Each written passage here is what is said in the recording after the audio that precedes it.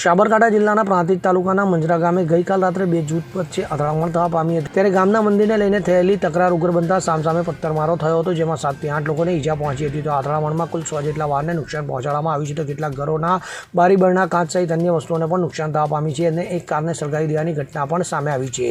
આ સમગ્ર મામલે પોલીસે 60 વ્યક્તિ સામે નામજોગ સહિત 120 સામે ગુનો દાખલ કર્યો છે। ત્યારે આ અથડામણની જૂની અદાવતમાં થવા પામી હોવાનું જાણવા મળી આવ્યું છે। તો પોલીસે 20 થી વધુ વ્યક્તિઓને રાઉન્ડ અપ કર્યા છે। તો મળી આવતી સમગ્ર જાણકારી અનુસાર પ્રાંતિજ તાલુકાના મંજરા ગામે ગઈકાલ રાત્રે બે જૂથ વચ્ચે થયેલી હિંસક અથડામણ ગામમાં આવેલ ભૈરવ મંદિરના વહીવટની જૂની અદાવત અને સરપંચને લાગતા વિવાદોથી આ ઘર્ષણ સર્જાયું હોવાનું પોલીસ તપાસમાં સામે આવ્યું છે। દિવાળીના તહેવારને લઈને 3 દિવસ માટે મંદિરમાં ચોકમાં ગરબાનું આયોજન થવાનું હતું, પરંતુ તેના પૂર્વે જ ગામમાં બે જૂથ વચ્ચે ઉગ્ર બોલાચાલી બાદ ભારે જૂથ અથડામણ થવા પામી હતી। તો આ ઘટનાની જાણ થતાં જ મોડી રાત્રે એસપી સહિતના ઉચ્ચ અધિકારીઓ સ્થળ પર દોડી આવ્યા હતા। ત્યારે હાલમાં મંજરા ગામમાં કોઈ અનિચ્છનીય ઘટના ન બને તે માટે પોલીસનો મોટો કાફલો તૈનાત કરવામાં આવ્યો છે અને સ્થિતિ સંપૂર્ણપણે નિયંત્રણ હેઠળ છે। તો પોલીસે બંને જૂથ સામે કાયદેસરની કાર્યવાહી હાથ ધરીને વધુ તપાસ હાથ ધરી છે।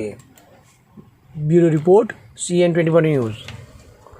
હવે જુઓ દેશ દુનિયાની તમામ ખબરો તમારી આંગળીના ટેરવે। ઉઠાવો મોબાઈલ અને ગૂગલ પ્લે સ્ટોર પરથી ડાઉનલોડ કરો અમારી CN24 ન્યૂઝ મોબાઈલ એપ।